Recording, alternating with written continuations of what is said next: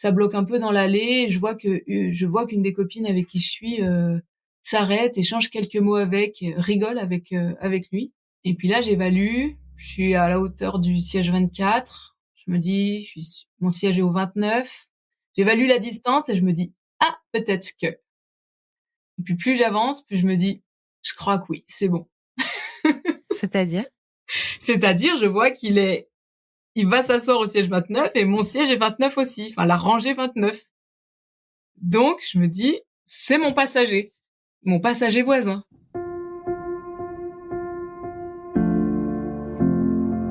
Je suis Marie-Charlotte Danchin et tu écoutes Crush, le podcast qui explore la magie des premiers jours des histoires d'amour. Chaque mardi, un ou une invitée vient à mon micro me raconter à cœur ouvert une rencontre qui a bouleversé sa vie, parfois pour une nuit, parfois pour quelques années, parfois pour toujours. J'espère que ces récits intimes seront pour toi une bulle de douceur et d'inspiration pour mieux comprendre et apprivoiser tes propres émotions amoureuses. Et si tu veux prolonger ces moments, partager tes histoires ou t'inspirer encore davantage, je t'attends sur Instagram et sur YouTube, @Crush le podcast.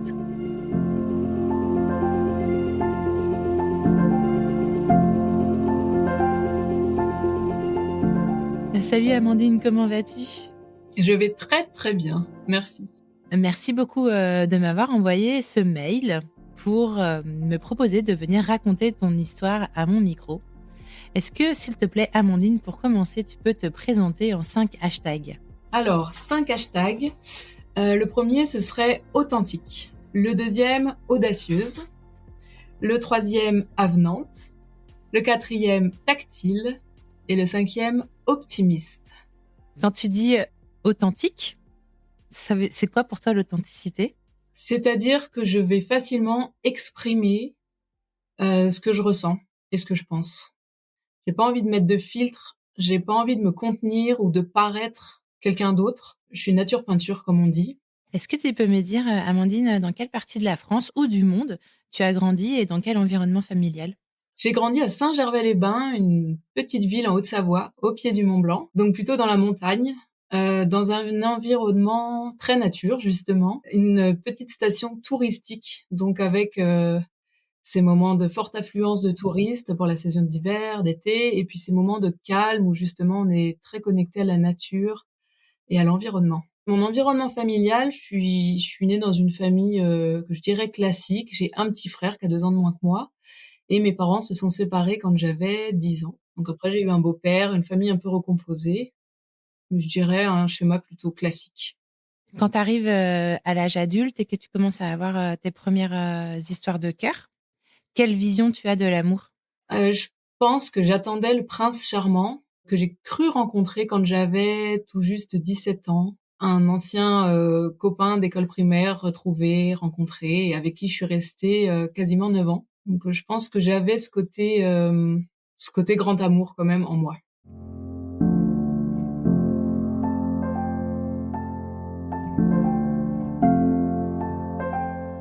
Est-ce qu'on peut maintenant, si tu veux bien, remonter à l'automne 2024 ? Est-ce que tu peux me dire dans quel état émotionnel tu te trouves ? Qu'est-ce que tu es en train de faire ? Est-ce qu'il se passe quelque chose de particulier pour toi à ce moment-là, dans ta vie ?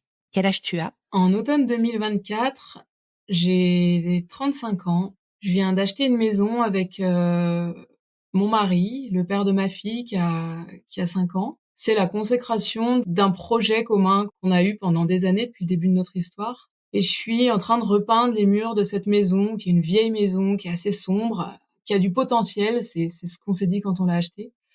Mais je suis dans un état émotionnel plus bactère. Je suis dans un état apathique. C'est ça. J'ai plus vraiment d'énergie. Je trouve l'énergie de repeindre ces murs, peut-être au fond de moi, en me disant que cette maison, on la revendra plus facilement. Parce qu'en réalité, on l'a acheté le 31 juillet et qu'au mois d'octobre, je sens déjà que quelque chose en moi est brisé. C'est-à-dire qu'avec le père de ma fille, on a passé 8 ans ensemble. Et à un moment donné, on est arrivé à un moment un peu charnière où l'amour était toujours là, mais l'amour s'était transformé. L'amour était devenu peut-être plus fraternel. qu'un amour de couple, en fait, qu'un amour conjugal. Et j'avais envie d'emmener cette petite famille qu'on avait construite. Je veux l'emmener loin, donc je me donne toutes les chances pour. On a fait une thérapie conjugale, on est allé jusqu'à cet achat. Mais à ce moment-là, je sens au fond de moi que je suis plus dans la bonne direction. Tu t'écoutes des podcasts à ce moment-là? Exactement, je suis en train de peindre ces murs et je m'ennuie à mourir. Et pour me changer les idées, j'écoute Crush. Justement, j'enchaîne les épisodes en fait en écoutant toutes ces histoires d'amour qui me font rêver en fait, qui me rallument cette petite flamme que j'ai en moi parce que je suis quelqu'un de très passionnel, très passionné. J'aime l'amour, je suis une amoureuse de l'amour et c'est vrai que ça me fait rêver en fait. Alors je me dis quelque part waouh, ces histoires elles sont extraordinaires. Déjà ça arrive aux autres, je me dis, et puis surtout je me dis bah mince, j'ai passé mon tour en fait. C'est horrible de se dire ça, mais je me dis ça, voilà, j'ai passé mon tour. Quelques mois plus tard, en janvier 2025, tu en es où? En janvier 2025, on a pris la décision de se séparer. On l'a prise déjà en décembre, on a juste voulu laisser passer les fêtes parce que c'est toujours beaucoup plus difficile de se séparer pendant les fêtes. Donc nouvelle année, nouveau départ, je prends mon courage à deux mains, je rassemble toutes mes affaires et je déménage. Dans un état un petit peu c'est très compliqué, très paradoxal en fait, de quitter à la fois le père de sa fille, une histoire qu'on a essayé de mener jusqu'au bout, et puis en même temps le cœur rempli d'espoir, d'envie aussi en fait. C'est quoi ton métier, Amandine, à ce moment-là? À ce moment-là, j'ai un institut de beauté que j'ai ouvert 11 ans auparavant. Donc j'ai un centre de bien-être, même on peut dire, qui tourne bien. J'adore mon métier, j'adore mon boulot. J'ai monté une petite équipe avec des salariés, des collaboratrices. Donc je suis vraiment bien dans mon job. C'est mon bébé, hein. Je m'y donne corps et âme. Je suis abonnée en fait à un magazine qui s'appelle Les Nouvelles Esthétiques, un magazine professionnel que je reçois mensuellement. Fin janvier, en prenant mon petit déjeuner, je tombe sur des annonces pour le congrès de l'esthétique qui a lieu à Paris tous les ans en avril. Et là, je vois des annonces pour des concours de massage, du visage, du corps. Et justement, comme je suis dans cette énergie en fait d'un nouveau départ, il y a un côté un peu challenge. J'ai envie de peut-être de m'affirmer dans ma profession ou de me tester en tout cas, de me challenger. Donc je m'inscris. Je m'inscris à plusieurs des concours et un peu la fleur au fusil, j'y vais. J'y vais presque plus pour m'amuser et pour l'expérience, en disant que ça allait changer, que ça pourrait m'apporter quelque chose, vraiment. Le mois de mars arrive, il y a une qualification en visio. Et avec donc il y a un des concours, c'est un concours japonais en fait organisé par un organisme japonais. Donc je passe cette épreuve de qualification en visio avec deux japonaises et j'y suis allée avec vraiment cette expression la fleur au fusil qui me vient, hein, sans forcément plus m'entraîner. Je prends une de mes clientes préférées, je passe le test. On me dit bah vous aurez la réponse dans quelques jours.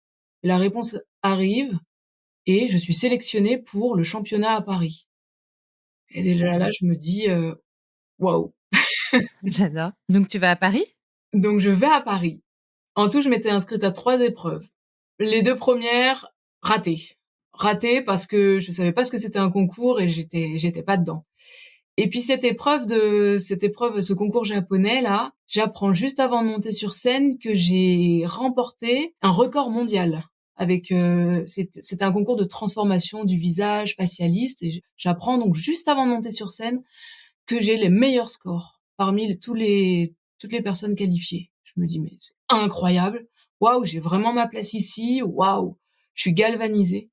Je monte sur scène dans cette énergie où je donne tout en fait parce qu'en fait vraiment j'ai pris confiance en moi en me disant j'ai ma place dans cette profession ici. Le concours se passe et à la fin de l'après-midi on a les résultats et là je finis 3e européenne.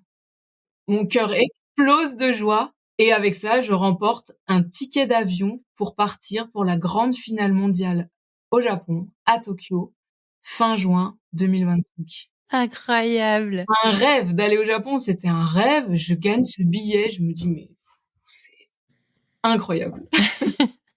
Du coup, fin juin, tu fais tes valises, par participer à ce concours à Tokyo. Exactement. Ouais. Comment ça se passe? C'est déboussolant d'arriver là-bas, ce concours, cette organisation gigantesque. Le concours se passe pas aussi bien que j'aurais aimé peut-être, mais avec le décalage horaire, avec beaucoup de changements, organisationnels, la pression un peu, toutes les caméras autour de nous, un modèle, avec lequel j'ai pas une peau avec laquelle j'ai pas l'habitude de travailler. Voilà, au final, je ne brille pas autant qu'à Paris. Je fais pas de podium, mais j'en tire une expérience complètement dingue, une immersion dans cette culture japonaise et puis dans mon domaine, voilà, de l'esthétique, du facialisme, des rencontres folles. Donc, même si j'ai pas gagné la première place et le prix qui allait avec, j'ai tout gagné, quoi. C'était, super. Et puis la semaine se poursuit. J'avais décidé, bien sûr, de rester quelques jours de plus, à Tokyo pour découvrir la ville. Et 2 Françaises avec qui j'ai participé au concours m'ont gentiment proposé de passer ce séjour avec elles en partageant un Airbnb. Donc on a passé quelques jours comme ça à explorer la ville et je me sentais bien, j'étais, euphorique, tout le temps, j'étais super bien. Elle m'avait gentiment proposé donc de faire le vol retour en fait, ensemble sur le même vol, le Tokyo-Paris. Donc le samedi soir, le départ approche pour rentrer en France. J'ai donc une petite fille de 5 ans. J'ai hâte de la retrouver et en même temps, je suis un petit peu triste que toute cette aventure s'achève et de rentrer. Mais je suis portée par cette énergie-là de ce pays, de cette ambiance et par tout ce que la vie m'offre, en fait. Donc je me sens vraiment, pleine de gratitude. En fait, le vol est à 00:05 dans la nuit du samedi au dimanche. Donc avant d'embarquer, on mange toutes les 3, on rigole, vraiment, on est euphoriques, on n'est pas du tout fatigués, je me sens pas fatiguée et l'avion commence à se remplir et je rentre, parmi, les derniers passagers, si ce n'est pas, la dernière, à rentrer dans l'avion. Les 2 filles avec qui je voyage ont un siège un peu plus loin, elles sont au 42 et quand on a fait les réservations, j'ai pas réussi à booker mon siège avec elles, donc j'ai choisi le siège 29 parce que je suis née un 29 mars. Donc je rentre dans l'avion, je suis dans l'allée et puis, les gens, s'installent, finissent de charger, leurs affaires dans les petites soutes et c'est là que je le vois. Je le vois et je me dis instantanément: «Ah, j'aimerais bien que ce soit mon passager de vol, lui». Il est grand, brun, les cheveux, un peu ébouriffés, en train de charger sa valise dans la soute, donc les bras en l'air, en train après de se retourner un petit peu. Ça bloque un peu dans l'allée et je vois qu'une des copines avec qui je suis, s'arrête, échange quelques mots rigole avec lui. Et puis là, j'évalue, je suis à la hauteur du siège 24. Je me dis, mon siège est au 29. J'évalue la distance et je me dis, ah, peut-être que. Et puis plus j'avance, plus je me dis, je crois que oui, c'est bon. C'est-à-dire? C'est-à-dire, je vois il va s'asseoir au siège 29 et mon siège est 29 aussi, enfin la rangée 29. Donc je me dis, c'est mon passager voisin. Et vous êtes assis l'un à côté de l'autre? Pas vraiment. En fait, lui, il est 29C, donc la place qui est dans le couloir. Et moi, j'ai 29A, la place hublot. Et entre vous, il y a quoi? Personne. Ah! Une place vide. Donc, comme je suis quelqu'un de poli, et qu'on partait pour un vol de 15 heures, forcément, moi, je m'installe et je dis bonjour, en anglais, du coup. Parce que je crois comprendre qu'il ne parle pas français, effectivement. Je me présente, enfin, je lui dis que je m'appelle Amandine, en tout cas, et je lui demande son nom, et il me dit, moi, c'est Alberto. Et très vite, on commence à discuter comme ça. Il a 38 ans, il est argentin, il vit à Buenos Aires, il est avocat. Et personne ne s'installe donc entre nous. La discussion se poursuit, l'avion décolle. Et c'est pas comme dans un vol où, bon, allez, on met notre ceinture et puis on se plonge dans notre film, dans notre livre. Non, non, on continue à discuter, à rigoler. On est vraiment très curieux de l'un de l'autre, on se pose plein de questions. On rigole énormément, puisque en plus j'étais toujours dans cet état un peu d'euphorie, de légèreté, donc très simple en fait. Ça vient très très simplement. Qu'est-ce qu'il était venu faire à Tokyo? Alors lui, il venait de passer un mois à Tokyo avec sa famille, donc avec ses parents, ses 2 sœurs, pour visiter le pays.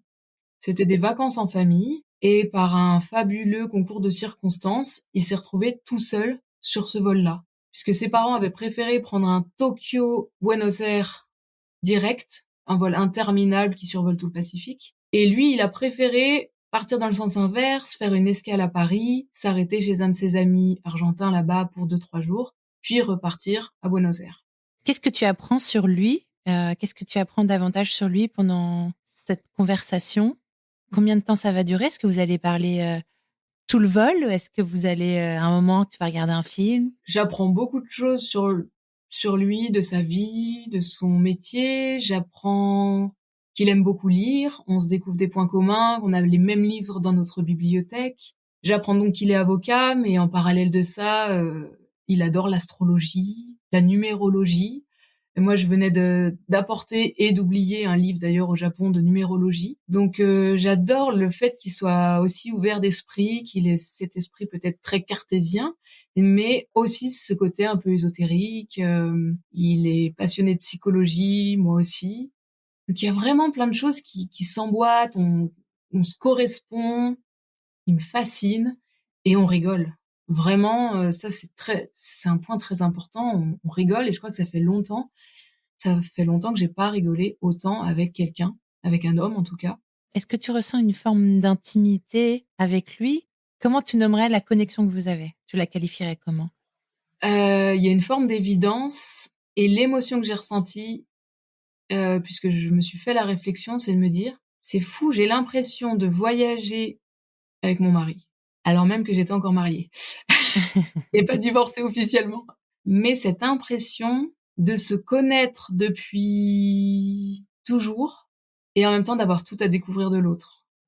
Ils nous servent le repas, on prend donc ce premier dîner romantique ensemble, on en rigole ainsi, on parle à ce moment-là, oui, d'un dîner romantique, on plaisante et après ça, on continue de parler, de rigoler jusqu'à ce que je remarque qu'il est quand même 3h30 du matin et que peut-être les gens ont envie et besoin d'un peu de silence et de dormir.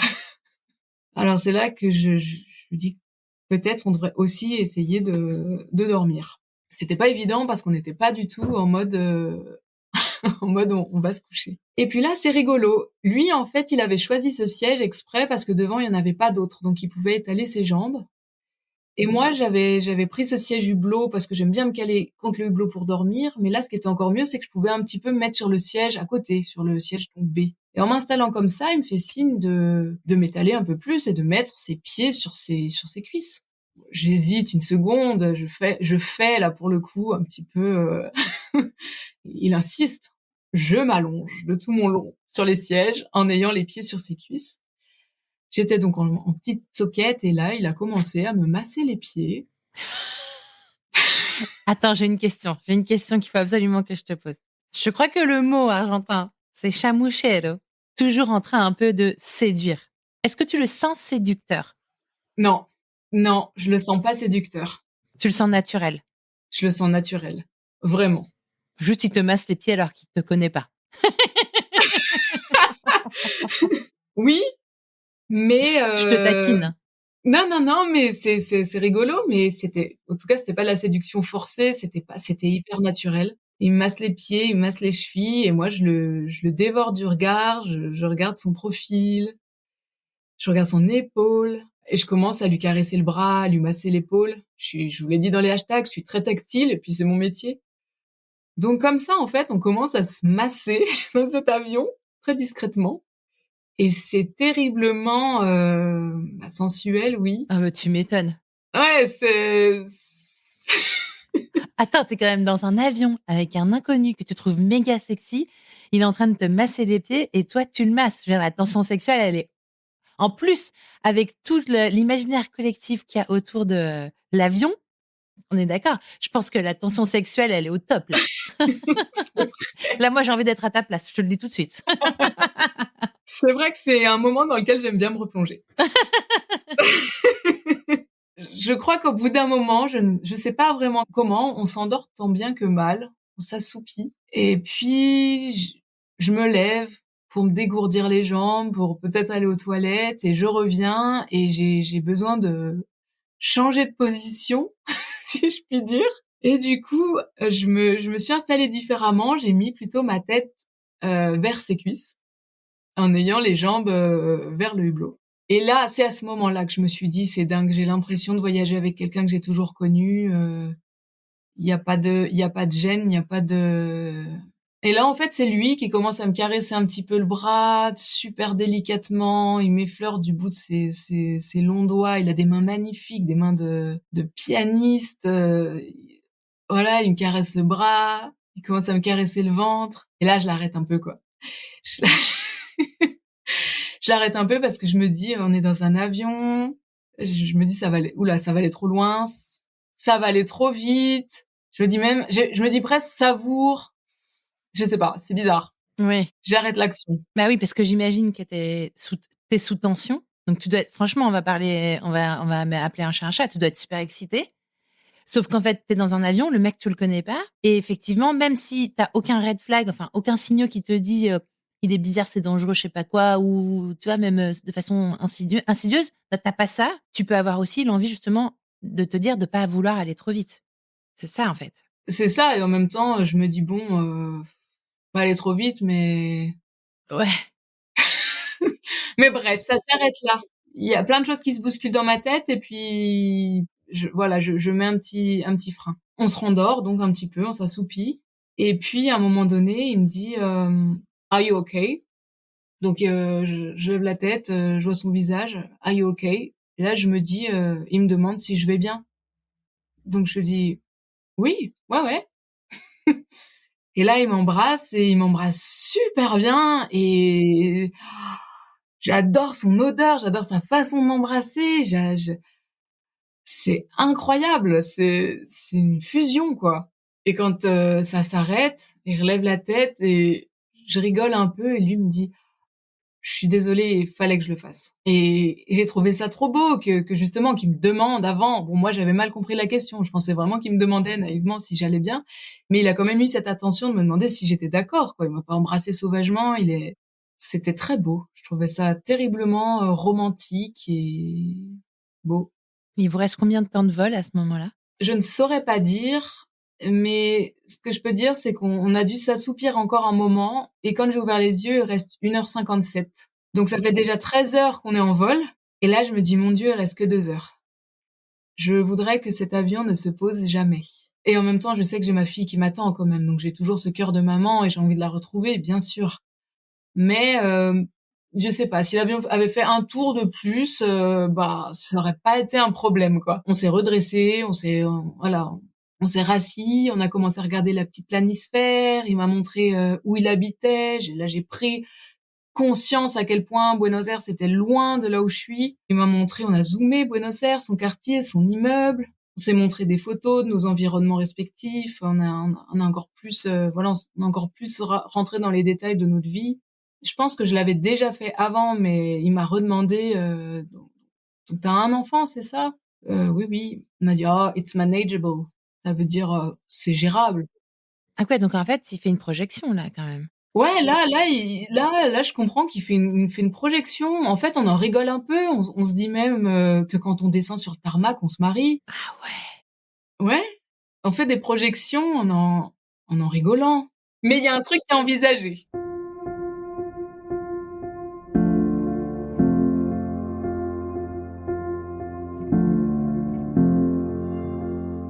Quand l'avion atterrit, vous êtes dans quel état et qu'est-ce que vous vous dites? Comment il doit y avoir une espèce de truc bizarre, non? En plus, quand on rallume les lumières et tout. Un peu comme à la sortie de la boîte de nuit. Ouais, on se presse pas du tout pour sortir, hein. On prend le temps de rassembler toutes nos affaires.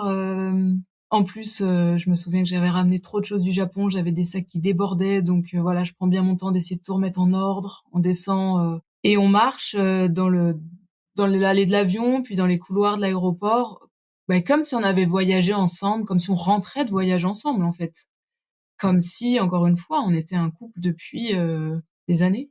Et ce qui se passe, c'est que lui, il doit passer à l'immigration parce qu'il fait son escale à Paris. Donc il s'arrête. Et moi, je dois continuer pour aller prendre ma correspondance pour Genève. Et du coup, on a les bras chargés de nos sacs. Moi, j'ai envie de lui faire un câlin, en fait. J'ai vraiment envie de le prendre dans mes bras, de lui faire un câlin. Et lui, je vois qu'il reste avec tous ses sacs chargés. Et j'ai cette pointe de déception, en fait, de me dire, ça s'arrête là? Et je crois même que je lui dis, quoi, tu veux pas poser ton sac là, qu'on se dise au revoir correctement? Et puis je trouve cet au revoir un peu pourri, honnêtement. Je repars sonné, je sais pas ce qui vient de m'arriver là, et je le vois en fait dans la queue là pour l'immigration, la queue interminable. Et là, je regarde mon téléphone et je vois qu'il m'a envoyé une photo de moi qu'il a prise dans l'avion. Je suis en train de regarder par le hublot. Ça m'a remis le sourire en me disant, ah, j'ai pas rêvé. Il y a quand même eu quelque chose de fort en fait pour qu'il ait immortalisé cet instant, qu'il m'envoie cette photo immédiatement. Parce que je crois que oui, à ce moment-là, je suis sonnée. Je me dis, non mais, ce qui vient vraiment de se passer, c'est ce qui vient de se passer. Et puis voilà, je prends mon vol pour Genève et je retrouve ma fille, je retrouve mes parents, je retrouve mon appartement et puis on continue de s'écrire sur WhatsApp. OK, donc quand même quand vous vous quittez, il y a pas de promesse, claire de, on pourrait se revoir, on pourrait continuer à échanger, on pourrait il y a pas ça? Non, il y a pas de promesse. Il y a ces blagues par rapport au fait que, bah, Saint-Gervais en hiver, c'est très, très beau, la montagne et oh tiens, qui pourrait peut-être venir passer Noël ici. Oui, il y a ces allusions-là, mais pas de promesse. Non. Vraiment de la légèreté. Donc là, vous commencez à vous écrire sur WhatsApp de façon, on va dire, légère, fréquente, frénétique? De façon assez fréquente, les premiers jours, là, quand il est à Paris, en fait, moi, j'avais compris qu'il reprenait son vol le jeudi. Donc on parle ensemble le dimanche, on parle ensemble le lundi. Le lundi, je me dis: «C'est pas possible, il peut pas repartir sans qu'on se voie». Je commence à regarder les trains pour lui faire un aller-retour à Saint-Gervais express pour qu'on se revoie. Et je lui trouve un train pour le mardi et c'est là qu'il me dit: «Mais non, Amandine, mon vol est mardi». Donc voilà, j'ai juste mélangé Tuesday, Thursday. Bon, loupé. Donc il repart en Argentine, mais on continue à parler, on continue à s'écrire. Je lui envoie des photos de chez moi, de mon environnement, de mon jardin, pour rigoler en lui disant mais regarde comme c'est génial ici, franchement. On se fait des visios aussi, on s'appelle. Moi qui détestais ça, mais voilà le besoin de connexion, de lien, de se voir, et on se parle tous les jours. Toi, tu es dans quel état d'esprit? Parce que tu imagines quelque chose? Tu commences à voir quelque chose se dessiner? Tu crois à quelque chose? Ou tu te dis: «Ben, c'est cool, on verra bien ce qui se passe» ou pas? Honnêtement, si je me replonge dans ce début du mois de juillet, je reprends ma vie tout doucement avec ce que j'avais laissé avant de partir. Puis très rapidement, en fait, je me concentre sur lui et cette relation et j'ai envie d'y croire, en fait. J'ai envie d'y croire parce que je vois qu'il y a quelque chose de super simple, de super fluide, et surtout que je vois que lui, il est toujours présent, sans en faire trop, mais il continue d'entretenir le lien de façon très naturelle et il commence à me parler, sérieusement, en fait, de venir me voir. Donc j'ai envie d'y croire et je me dis: «De toute façon, je peux pas laisser cette histoire-là. Faut que j'aille au bout. J'ai rien à perdre, faut que j'aille au bout». Et le 17 juillet, il réserve son billet d'avion pour venir me voir fin août. Donc à partir de là, le lien, il est quand même scellé parce que je sais qu'il va venir, passer 2 semaines chez moi, les 2 premières semaines de septembre. Donc bien sûr que je m'investis dans cette relation. J'ai plus envie de voir, qui que ce soit d'autre à côté, enfin de la jante masculine, j'entends. Je me consacre, à lui, à notre relation parce que je sens que de son côté, j'ai vraiment cette impression que c'est son cas aussi, en fait. Tu pas peur? Tu pas des craintes, des angoisses? Tu te sens en sécurité? Complètement. Et lors d'une de nos conversations téléphoniques, il me dit je lui demande justement si lui n'a pas peur, il me dit: «Non, non, je sens qu'avec toi, je peux être à 100%». Le fait qu'il me dise ça, je me suis dit: «OK, il m'accorde toute sa confiance». Je sais pas, il y a un effet miroir, en fait, qui se met en place. Ouais, je le crois, vraiment, sans me poser de questions.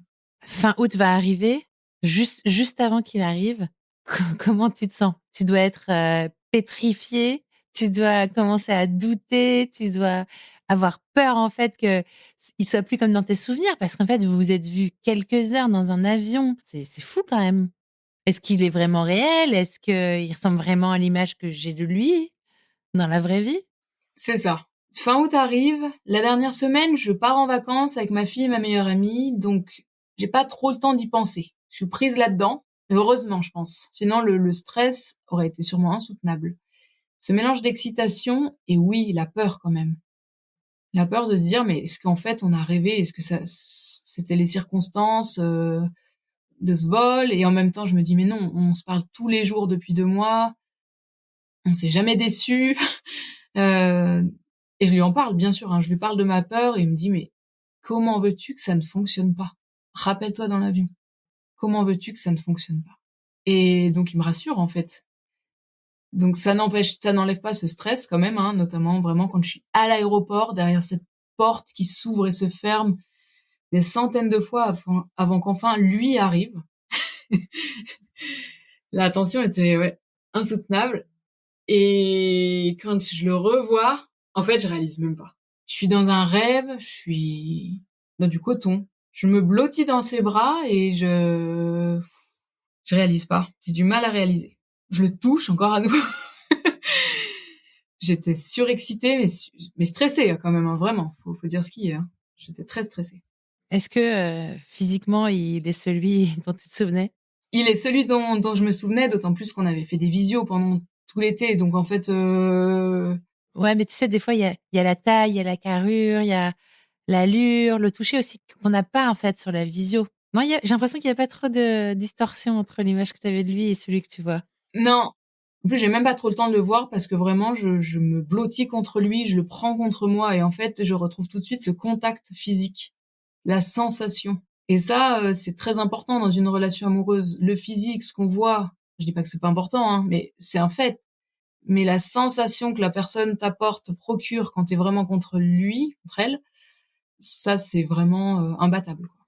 Tu l'emmènes chez toi ou tu l'emmènes faire les 400 coups à Saint-Gervais? Je prends la voiture, je conduis tant bien que mal dans cet état un peu second. Je pense que j'étais à 90 sur l'autoroute, à mon avis. Enfin, et je l'emmène chez moi, quoi, dans mon univers. Je me dis, c'est incroyable. Le mec de l'avion qui est là chez moi. Comment se passent ces 2 semaines ensemble? Extraordinairement bien. La première nuit, le premier jour, super. Je suis ensuite saisie d'un petit vertige. Là, j'ai peur. J'ai peur quand même de me dire, effectivement, j'ai peur, je me dis jusqu'où ça va aller. Je commence à penser à des choses, peut-être que d'autres peurs que d'autres gens m'ont transmis, ou surtout ma mère, en fait. Hein. D'autres gens, je suis pas sûre. C'est surtout ma mère qui a pu me les verbaliser, qui au début me dit, mais il va venir. Mais Ça sert à quoi? un peu, ouais. T'as pas peur d'avoir mal si vraiment tu tombes amoureuse? Et moi, en fait, je voyais que des signaux verts parce qu'il avait une situation où il était hyper flexible, où il est indépendant, il est avocat indépendant, il a pas d'enfant, il a pas marié. Donc je me dis pourquoi pas quoi. Mais c'est vrai que j'ai ce petit vertige, peut-être le deuxième jour, et je crois que ce vertige aussi vient. Il faut que je le dise. Je me dis, je suis en train de me réembarquer dans une histoire d'amour. Et je m'étais juré quelques mois plus tôt de rester célibataire longtemps. En tout cas, de ne pas me remettre en ménage. 6 mois auparavant, pour mon anniversaire, j'avais même dit à mes 2 meilleures amies, les filles, si je retombe amoureuse, ou en tout cas, si je vous dis que je m'installais en ménage, surtout vous m'assommez avec une pelle. Les filles, je ne veux pas retourner dans le couple, dans le ménage en fait. Je veux bien être en couple, mais je veux pas habiter avec quelqu'un. Et très vite, quand je vois là qu'il arrive début septembre, que ça fonctionne, je me dis, quand même, je vois loin en me disant, effectivement, si jamais ça marche, il va venir et on va habiter ensemble. Et je me suis dit, ouh là là là là. En fait, non, je veux pas habiter avec quelqu'un. Donc j'ai ce petit tiraillement. Mais au final, la semaine avance. On fait des choses assez extraordinaires ensemble. Je l'emmène voir, on a des choses extraordinaires par ici. Donc on va dormir dans une cabane dans les arbres. Puis on part quelques jours à Milan. Et c'est comme dans un rêve, comme dans un film. On fait des heures de voiture ensemble à parler, à rigoler. On parle très sérieusement, de choses de fond quand même, hein, vraiment. De nos visions, de la vie, même du couple. Et en même temps, on se marre tout le temps. On fait l'amour tout le temps. C'est juste un rêve. Et la deuxième semaine, petit changement d'ambiance. Je récupère ma fille. Et notre lune de miel, du coup, s'interrompt. De nouveau, un moment de vertige en me disant, waouh, j'ai déjà la nostalgie de ces premiers moments passés. J'en ai même pleuré devant lui. Je me suis dit, mais il va me prendre pour une folle. Mais voilà, hashtag authentique. Livrons-nous. Et j'avais déjà cette nostalgie de ces premiers jours.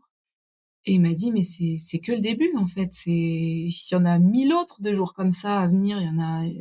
C'est que le début. On retournera à Milan, on en fera plein d'autres de voyages. Et ma fille arrive et ça se passe bien. Ce qui est compliqué, c'est que lui ne parle pas français. Et donc, il peut pas communiquer avec ta fille. Et donc, il ne peut pas vraiment communiquer avec ma fille. Et ma fille est un peu impressionnée aussi par cet homme qu'elle trouve grand, qu'elle trouve très barbu. Elle est impressionnée, elle est intimidée, et je crois qu'elle n'a pas très envie de me partager. Et là, je me dis, ouh, j'espère que ça va faire. Quand arrive la fin des 2 semaines, vous évoquez des projets ensemble? Oui, quand arrive la fin des 2 semaines, non seulement j'ai déjà le projet, enfin, on a le projet que moi j'aille à mon tour à Buenos Aires pour voir là où il vit, pour rencontrer sa famille, pour rencontrer ses amis. Donc ça, c'est prévu pour fin novembre. Je pouvais pas me libérer avant par rapport à mon travail, donc ça c'est prévu. Mais lorsqu'il part mi-septembre, rien qu'à l'idée de me dire qu'on ne va pas se revoir avant fin novembre, donc 2 mois et demi, alors qu'on vient déjà de passer 8 semaines séparés, juillet-août, ça me paraît insurmontable. Et lui me dit, écoute, si vraiment c'est trop dur, je vais revenir entre-temps. Je vais revenir fin octobre. Chaton! Donc, je le ramène à l'aéroport et il me dit, t'inquiète pas, je vais reprendre des billets, je reviens. Et il est revenu fin octobre. On a passé au final 6 semaines séparés, ce qui était déjà bien assez. Et à nouveau, on a repassé donc 2 semaines ensemble, chez moi. Donc là, on est fin 2024. 2025. 25, pardon. Fin 2025, excuse-moi. Chez moi, fin 2025. Fin 2025, c'était il y a quelques mois, hein. Je me trompe pas. Ouais, c'est ça. Il y a 6 mois, on peut dire, hein. Exactement. Entre-temps, il avait progressé en français. Parce que, faut savoir qu'il s'était inscrit à l'Alliance française à Buenos Aires fin juillet. Il avait commencé à prendre des cours de français à Buenos Aires. Et donc, il commence à parler français. Est-ce que là, toi, tu te dis que il faut emprunter un move pour vous réunir, ou tu te dis que ça peut continuer à distance comme ça longtemps? Non, lui-même déjà me le dit, tu sais, des allers-retours, je vais pas en faire infiniment. Là, je reviens, après c'est toi qui reviens. Je viendrai passer Noël ici. Ah, parce que du coup, entre la Toussaint et Noël, toi, tu vas à Buenos Aires. Ouais. La chance. Ouais. Je suis allée à Buenos Aires, voilà, fin novembre, début décembre. J'ai passé une quinzaine de jours là-bas. En fait, le plan, à ce moment-là, il est déjà élaboré. C'est voilà, il vient à la Toussaint, j'y vais début décembre, il revient fêter Noël avec moi. Il reste ici tout le mois de janvier. Il repart début février. Il plie tous ses bagages, il plie sa vie, en fait, à Buenos Aires en février. Et il revient là début mars avec son visa étudiant pour toute l'année. À ce moment-là, le plan, il est déjà élaboré, mais j'ose pas vraiment trop en parler autour de moi, et notamment à ma mère, parce que je crois que tout le monde nous prend un peu pour des fous. J'imagine. Voilà, vous êtes vus 2 semaines, calmez-vous les gars, quoi. Et donc lui, il prend quand même dans ce plan la décision de dire au revoir à sa vie à Buenos Aires. Ça veut dire son pays, sa culture, son job, ses amis, sa famille. Tout ça sauf son job, parce que comme il est avocat indépendant, dans le droit des affaires, il traite beaucoup de dossiers par mail, par visio. Il ne va pas au tribunal, très très peu. Donc il sait qu'il va pouvoir continuer à travailler ainsi en distanciel. Je pense que même dès le mois d'août, quand il a dit à son patron, ses associés qu'il avait rencontré une Française, qu'il allait venir me voir, il avait déjà un petit peu pris la température, savoir si c'était envisageable d'aller travailler depuis la France. Est-ce que le plan va se dérouler sans accroc ou avec accroc? Sans aucun accroc. Ah Donc là, on est en avril 2026. Là, tu es à Saint-Gervais? Je suis à Saint-Gervais. Il est à Saint-Gervais. Ah Il parle super bien français. Il a vraiment, vraiment progressé. Avec ma fille, ça se passe extrêmement bien. Elle l'adore. Et vraiment, elle l'adore. C'est même elle en janvier, un soir, on se brossait les dents et elle me dit: «Mais maman, pourquoi là, Alberto, il retournerait pas en Argentine, il prend toutes ses affaires et il vient habiter avec nous?» Donc à partir de là, je me suis dit: «Bon, bah, ça c'est gagné». Et lui qui n'avait pas d'enfant, comme il m'a dit, il en a jamais vraiment voulu, mais ça comble ses désirs de paternité, d'avoir une belle-fille, d'avoir ma fille comme belle-fille. Il s'en occupe comme un papa, quoi. Il est extraordinaire. Mais quelle histoire incroyable. Incroyable. Esos argentinos, che, que son, eh? Ils sont forts, hein? Tu as trouvé ton prince charmant argentin. Eh, franchement balèze. Incroyable. Quelles étaient les chances? Je veux dire, quand tu prends cet avion, quelles sont les chances que tu tombes sur quelqu'un, sur un homme qui te plaise physiquement, avec qui tu as une connexion naturelle, évidente, qui soit suffisamment forte pour arriver aujourd'hui, 1 an plus tard, même pas à ce que vous viviez ensemble à 10 000 kilomètres de chez lui. Et les chances sur 100, je sais pas, tu les estimes à combien toi? 2? Je ne sais pas, il y a vraiment eu tellement une concordance, en fait. Le fait que je ne puisse pas avoir ce siège avec les 2 Parisiennes avec lesquelles je voyageais, que je choisisse, vraiment, j'ai choisi ce siège-là. C'était pas attribué au hasard, pour le coup. Lui, il a aussi choisi ce siège-là. Il a pas voyagé avec ses parents alors que il aurait dû à la base. Donc il y avait vraiment toutes les planètes alignées, comme on le dit. Il y a la chance, il y a le destin, et je pense qu'il y a nos personnalités et notre audace, hein, disons-le, qui ont fait que. Et c'est aussi le message que j'ai envie de parler en racontant cette histoire. C'est ne vous mettez pas de barrières, ne vous créez pas d'excuses, osez rêver grand en fait et donnez-vous toutes les chances, même si ça peut paraître fou en fait. Allez-y. Je crois que quand on a envie de rencontrer l'amour, et je dirais même pas que j'avais envie de rencontrer l'amour, mais voilà, d'oser être avenant même avec des inconnus, d'oser discuter, Sourire. sourire. Ouais, ça fait beaucoup. D'ailleurs, quand tu dis, «Et même j'avais pas envie de rencontrer l'amour», ça se trouve, ça contribue aussi à la posture que tu as quand tu le rencontres, en fait. Tu es pas justement dans cette attente, dans cette, projection-là, tu vois? Tu dis pas: «Ah! Ça se trouve, ça va devenir l'homme de ma vie, c'est lui». Tu es dans le moment présent et dans la rencontre et dans, «Bah, tiens, il m'ouvre une porte, je vais rentrer et puis je vais lui en ouvrir une et puis il va venir aussi». Et puis on va tisser une conversation qui durera 2 minutes ou qui durera 15 heures de vol. Enfin, tu vois, tu sais pas, quoi. Mais tu sautes, pas de l'avion. Tu sautes Non, dans non, la non. dans Non, mais la en fait, relation. j'ai ce sentiment que la vie, elle me comble déjà tellement que j'attends rien de plus, entre guillemets. Je suis pas à la recherche de quelque chose. Et donc, je me laisse porter. J'ai rien à perdre.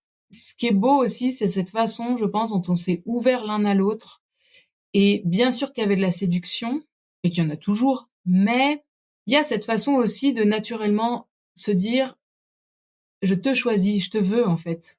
Parce que des fois, dans un début de relation, on joue un peu la carte de la distance, comme pour faire monter le désir, se rendre un peu indisponible.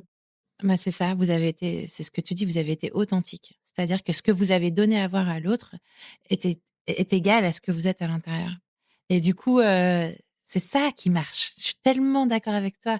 Moi, je veux pas donner de conseils parce que vraiment je suis pas là pour en donner, mais c'est vrai qu'après plus de 150 histoires d'amour, s'il y a bien que j'ai entendu, s'il y a bien un truc qui me saute aux yeux, c'est ça, en fait. C'est quand tu entres dans une relation en étant toi-même, en osant dire à l'autre qui tu es, sans faux semblant, sans jeu d'indisponibilité, ce dont tu parles, et cetera, la relation commence vraiment différemment. Alors parfois, ça n ça ne donne rien parce qu'il y a pas de compatibilité, mais en tout cas, ça laisse la possibilité à la compatibilité, je trouve, à la laisser éclore.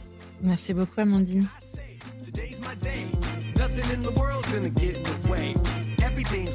Merci d'avoir écouté cet épisode. Je compte sur toi pour aller mettre 5 étoiles et un commentaire sur ta plateforme d'écoute favorite, notamment Apple Podcast. Ça prend littéralement 30 secondes et c'est crucial pour soutenir mon travail complètement indépendant. Si tu veux venir à mon micro, tu peux m'écrire sur crush.lepodcast@gmail.com et si tu veux me soutenir financièrement, clique sur le lien Patreon dans le descriptif de cet épisode. Mille merci pour ton écoute et à la semaine prochaine pour un nouveau Crush. I'm not sure how long it'll last, but I'm gonna keep smiling and having a blast. I take aim and I just can't miss. Ask me why do I feel like this? What can I say?